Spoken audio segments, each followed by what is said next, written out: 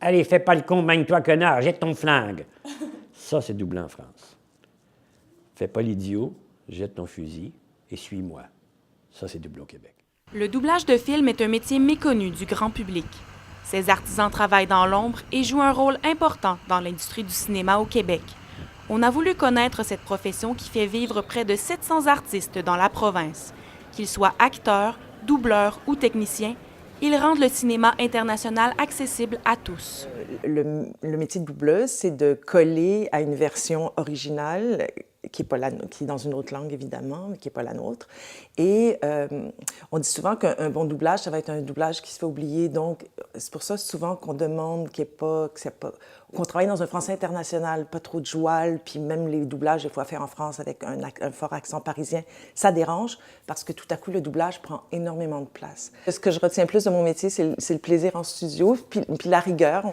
Et on essaie de bien faire les choses aussi parce qu'il y a eu un temps où, au Québec, on disait que les doublages n'étaient pas bons. Puis autant, il y a parfois de mauvais doublages, mais il y a des doublages de très grande qualité. Malgré la concurrence, le Québec a fini par se tailler une place importante dans l'industrie du doublage. Mais comment la province se démarque-t-elle par rapport à la France et aux autres marchés dans la francophonie?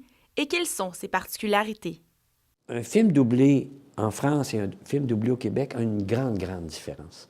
D'abord, en France, ils vont caster en fonction du rôle et de sa mission dans le film. Par exemple, si la personne est un comptable, ils vont lui donner une voix de comptable. Ici, on connaît tellement Tom Hanks, parce qu'on l'a vu dans des entrevues, parce qu'on se promène dedans, que la voix de Tom Hanks, si Tom Hanks parle comme ça, mais qu'en français il va parler comme ça ne marchera plus. Les Québécois veulent se reconnaître dans les longs-métrages qui leur sont présentés à l'écran. C'est avant tout une question d'identité culturelle. 81 des Québécois reconnaissent le doublage fait au Québec, mais 75 des Québécois préfèrent un doublage fait au Québec. Nous sommes allés à la rencontre de cinéphiles qui, eux, sembleraient préférer le doublage réalisé par des Québécois.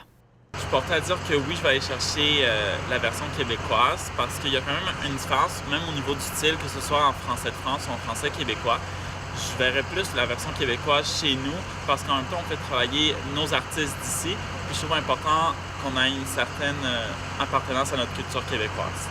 Le style va être différent. Tu as le langage, mais le ton n'est jamais pareil qu'avec la version québécoise, puisque le québécois a son identité propre comme la France. Donc c'est quand même deux clientèles complètement différentes.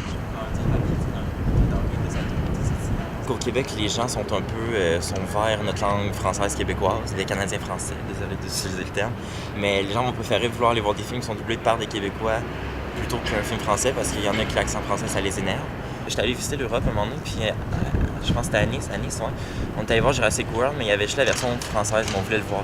On est allé le voir. On a grincé un peu, mais tu sais, on a vu le film pareil, mais c'était correct. La langue utilisée dans les doublages au Québec est un français international. Le comédien-doubleur Frédéric Miller-Zouvi nous en parle. Le doublage fait au Québec n'est pas en québécois. Le doublage fait au Québec est en français normatif, comme je disais tout à l'heure, pour toute la francophonie. Un doublage fait au Québec peut passer partout.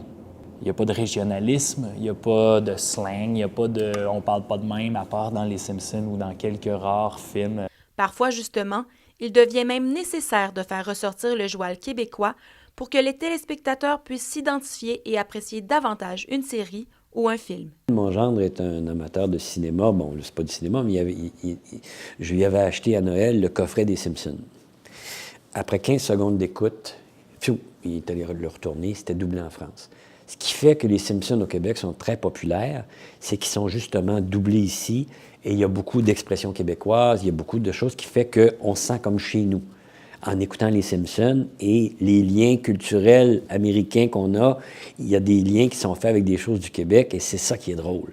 Alors, la version française, ça ne colle pas du tout. Doublé en France, au Québec ou ailleurs, un débat existe depuis longtemps. Frédéric en a été témoin il y a une vingtaine d'années. Tout le monde avait des T-shirts « On veut s'entendre ». Puis c'était déjà par rapport à Québec-France, par rapport au doublage dans les salles au Québec, on veut qu'il soit fait au Québec. Je crois vraiment que nos produits sont compétitifs et c'est pour ça qu'il y a encore beaucoup de projets de Disney, de Marvel, de tout ça qui sont faits ici et qui sont très bien faits. Et vous, consommez-vous des films doublés ici?